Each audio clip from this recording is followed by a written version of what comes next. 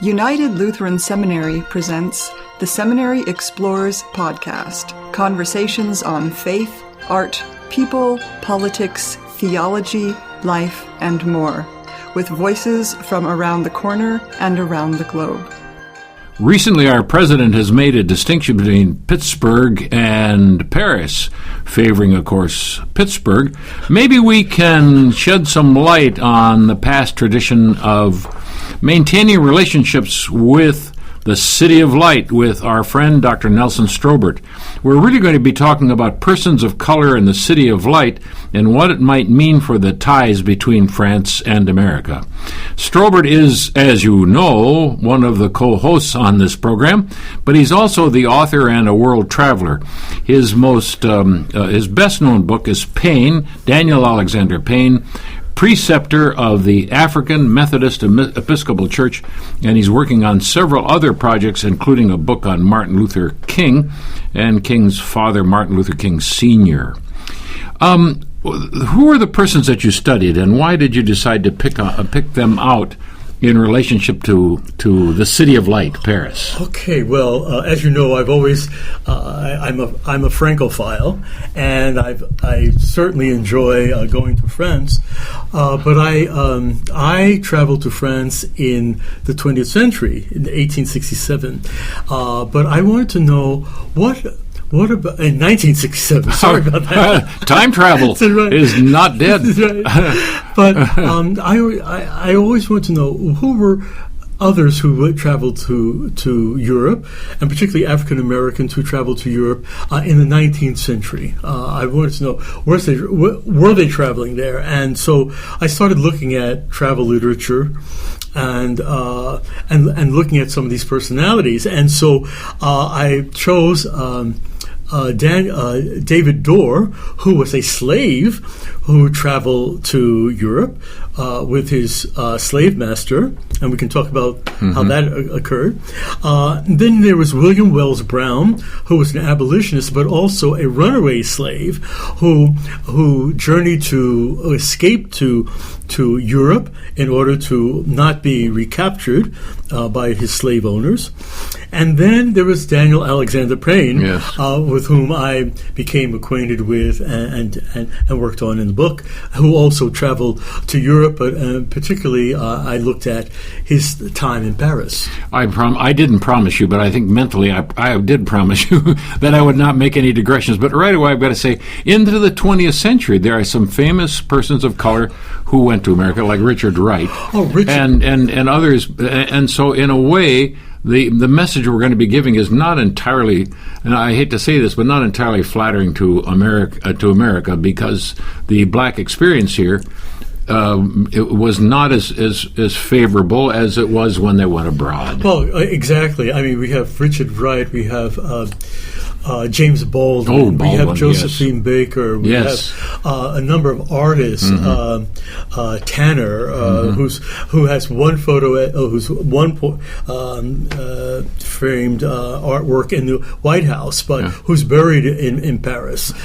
So you had these and opera singers who were not able to make a break here or sing publicly here in terms of wide audiences. They went over to Europe where they were accepted. And by the way, I know you're much younger and all of our listeners are much younger than I am, but this still was going on with Marian Anderson up to the Second World War and beyond. So it is a contemporary issue. Let me ask you what the difference is with these folks. Aren't a lot of us tourists like yourself and myself? I love to go abroad. Did love to go abroad. Is there a difference? There's a lot of literature on looking at the difference between the two, and to make it as not go into complexities. One sees that the tourist views where he or she is visiting, but his or her relationship is always geared towards home, returning home. You see the sights, the famous sights, but you always are wanting to return home. That's your home base. For the traveler becomes immersed into the place where he or she finds him or herself, and being sensitive to the context, the country, the culture, the people, etc., so that they immerse themselves rather than just getting a surface overview of the place. Related to that is particularly the experiences of black travelers rather than tourists, and the literature they have left us. There's a considerable amount of black travel writing, and the people that you have chosen here, Brown, Dorr, and Payne, all left written impressions of their stay in Paris.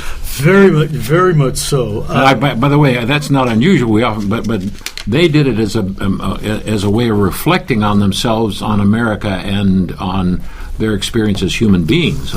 Exactly. In a book entitled African American Travel Narratives from Abroad, Gary Totten says that African American travel narrative deals with issues of identity, in relationship to mobility, cultural displacement, and a reshaped sense of self. I think that becomes very, very important for the writer, but also as one looks at the literature that has been written. This whole sense of identity of who am I, and not being the other. But looking at oneself in relationship to the other. I think that, and so that's so it becomes an important piece. And yet, for many years, black travel writing was not looked at very seriously. So this is a recent development. Well, in the past,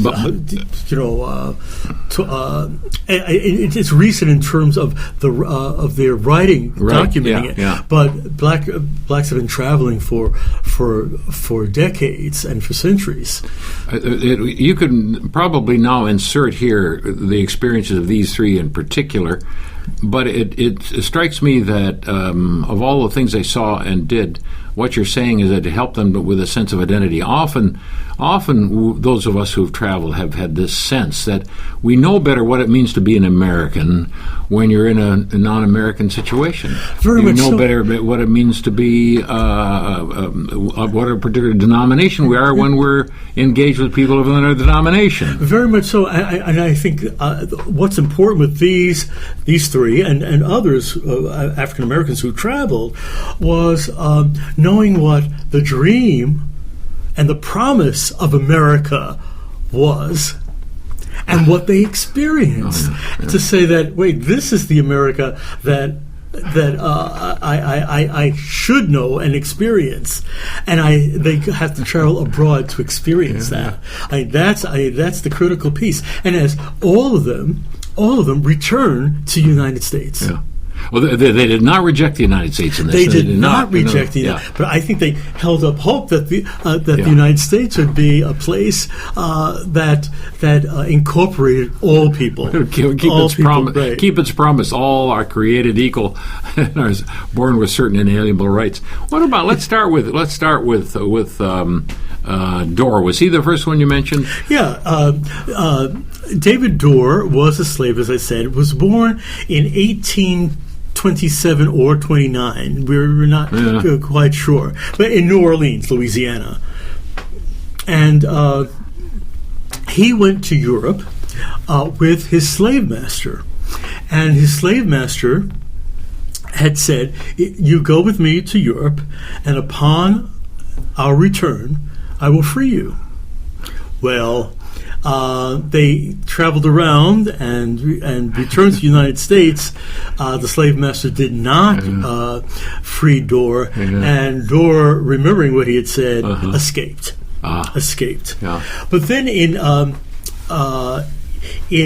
wrote his book, A Colored Man's Colored Man Round the World in 1858, and he takes this trip with the master. This is before the Civil War, then. That's right, before the Civil War. Oh my goodness, yes. This is 1851, and he begins his journal.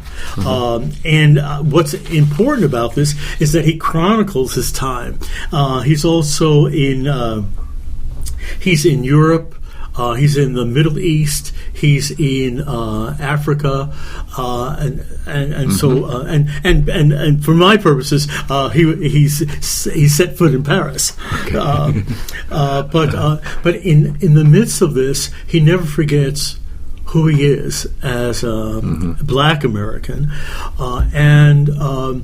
but he takes in and sees the sights like any tourist. And what is also remarkable about his book is that he does not mention, except for a few cursory sentences, his master. So you would think that he is a student, like many of our American students, going abroad.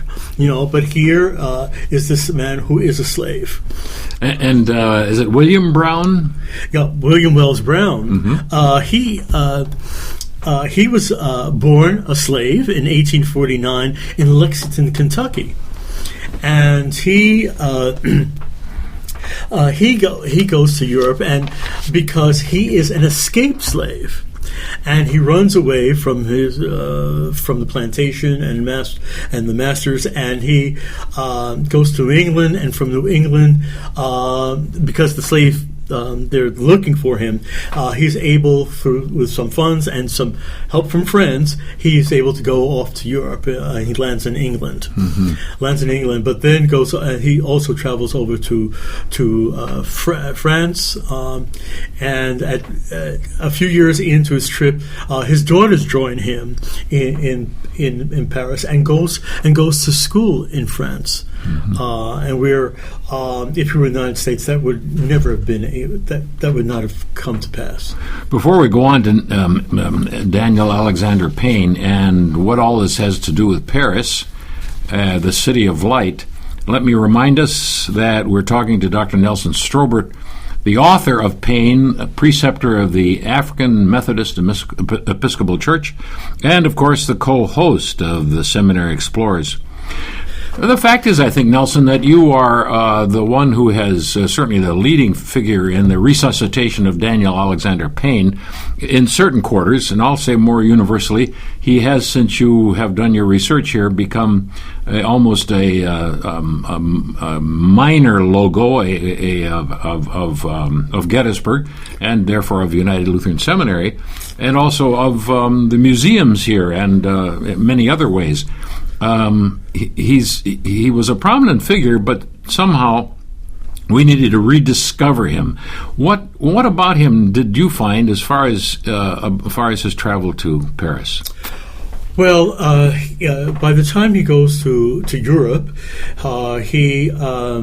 he's a bishop of the African Methodist Episcopal Church. So he's finished his education here. He works in a parish in upstate New York, in a Presbyterian parish, and then works as a historiographer of the AME Church, and then he's elected bishop.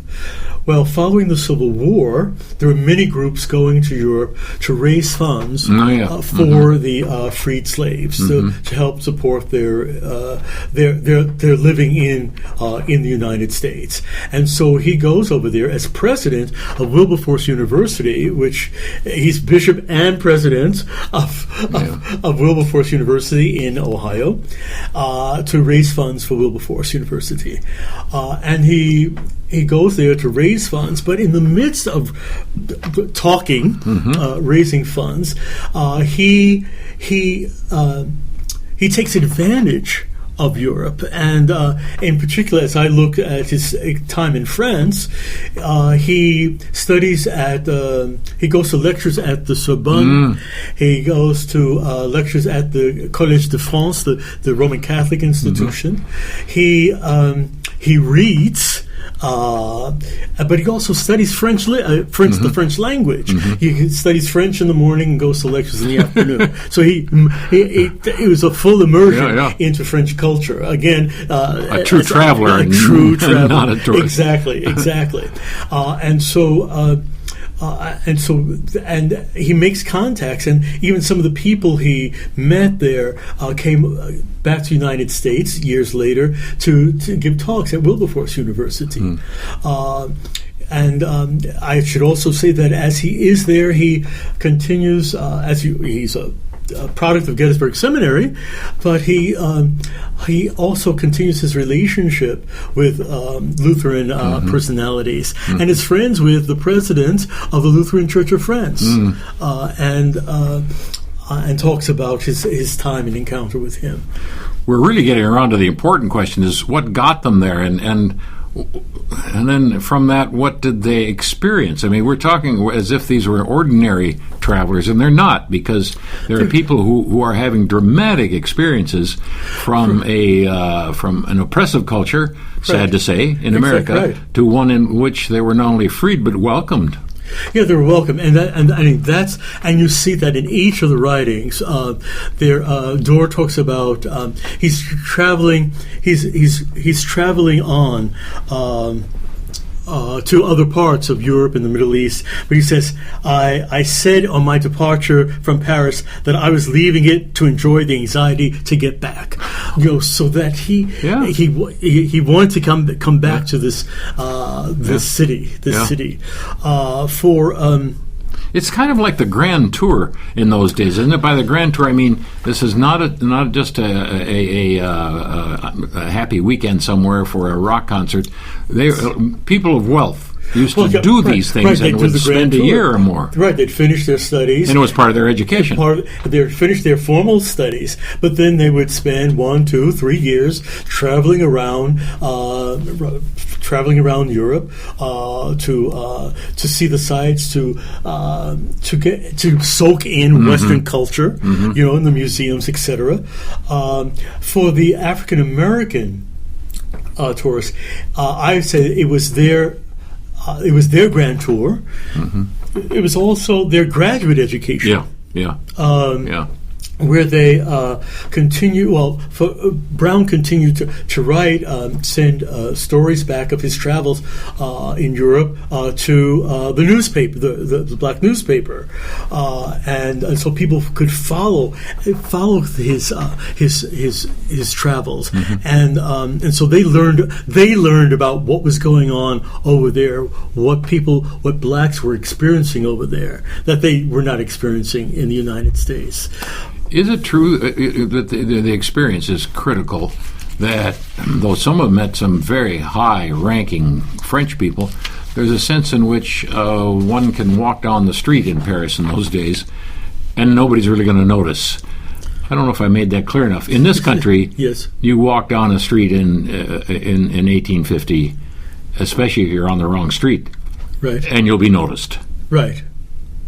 So in Paris, you just are one of a group of people, of human beings. Well, human beings, and you're not an outsider. You're not the outsider, and there were blacks, from Africa who were studying in Europe during the 19th century, and some of our legislators who traveled to Europe prior to the Civil War, when they got there, they saw blacks studying in the classroom, let's say at the Sorbonne, with white students, French students, and it had to make a mark on their consciousness that this is going on here, and it wasn't going on back home in the United States. You have one story about the meeting with Madame de Tocqueville. Tocqueville was the French observer of 19th century America, who is read by every American historian or anybody who's interested in the perception of America by outsiders, and how, in fact, the same person Was it Dorr or was it Brown who met Victor Hugo? Well, it was Brown who met Victor Hugo. He was there because for the Paris Peace Conference, right. and Victor Hugo was the president right. of the Paris Peace Conference. And there he meets, at a reception, he meets Madame de Tocqueville. Mm-hmm. And who's standing in the center of this room, and with a bouquet in her hand, and he says, "I was about passing on when the gentleman who introduced me intimated that I was an American slave. At the announcement of this fact, the distinguished lady extended her hand and gave me a cordial welcome, at the same time saying, 'I hope you feel yourself free in Paris.'" Mm-hmm. It's just she couldn't let him pass by. That she recognized him as a human being, as a person, as a representative of the United States, mm-hmm. at this conference. It's just. As an observer and a traveler yourself, we've got just one more minute, but let's shift to you personally, which reflects on what the other people have experienced. And this is where we started. What is it about Paris that can help us to realize better who we are as Americans? Why did the City of Light attract people of color, and why does it still attract Americans of all sorts? Right. I mean, it's people. Americans travel there all the time. It's one of those travel cities. I think part of it is for the African American, it is a place where. One is free. One in the sense of just walking. It's not noticeable, because it's an international city. But I've traveled in other parts. People go to and from. Mm-hmm. I think it is a place where there's intellectually stimulating, mm-hmm. culturally stimulating, mm-hmm. And that. That I guess as the 19th century visitors, it was a place of freedom. I dare say, and I'm sad to say, that with xenophobia that's surrounding the global context, that I don't know whether Europe and France will be the same because of some of the fear that is going on around the world, and that's sad. Mm-hmm. Because it has been a place where this sense of freedom and hospitality, and the French liberation phrase of liberté, égalité, fraternité, which Brown noticed over the public buildings around town. I hope that still captures, and I think the new President Macron, has centered on that, which has bound French people together, not only for themselves but for the world. And it would be a shame to cut ourselves off from those origins of Western civilization, which helps us identify who we are as Americans, not only historically, but existentially, even at this moment. Exactly. Nelson Strobert is our guest today. Paris and Pittsburgh, persons of color and the City of Light. I'm Jerry Christensen for the Seminary Explorers. Have a good day. You have been listening to The Seminary Explorers, a production of United Lutheran Seminary with campuses in Gettysburg, Pennsylvania and Philadelphia, Pennsylvania. We invite you to visit our website at unitedlutheranseminary.edu. All opinions expressed on this program are not necessarily those of United Lutheran Seminary or the Evangelical Lutheran Church in America.